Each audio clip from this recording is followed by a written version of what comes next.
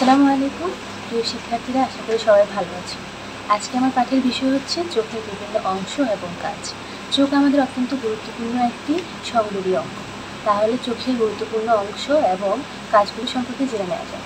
চলো শুরু করি। এটা হচ্ছে কর্নিয়া। এটি একদম সামনের অংশ।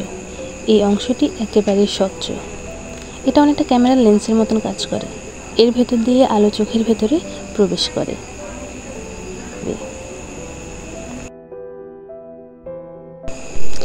এরপরের অংশ হচ্ছে আইরিশ। কর্নিয়ার পেছনের পাতলা গোলাকার পর্দা হলো আইরিশ। এর পেশিগুলো সংকুচিত ও প্রসারিত হতে পারে। এটা অনেকটা ক্যামেরার শাটারের মতন কাজ করে। আইরিশের মাঝখানে একটি ছোট ছিদ্র থাকে, এটাকে পিউপিল বলে। আইরিশের পেশি সংকোচন প্রসারণের ফলে পিউপিল ছোট বড় হতে পারে। এর মাধ্যমে আলোকরশ্মি রেটিনায় প্রবেশ করতে পারে।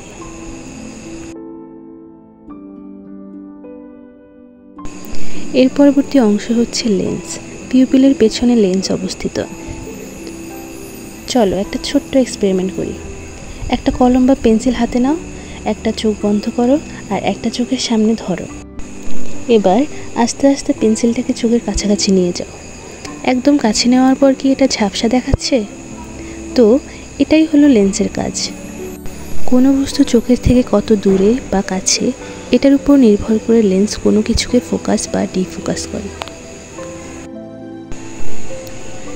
এরপরে অংশ হচ্ছে রেটিনা। রেটিনা অক্ষিগোলকের সবচেয়ে ভেতরের স্তর। এটি একটি আলোক সংবেদী স্তর।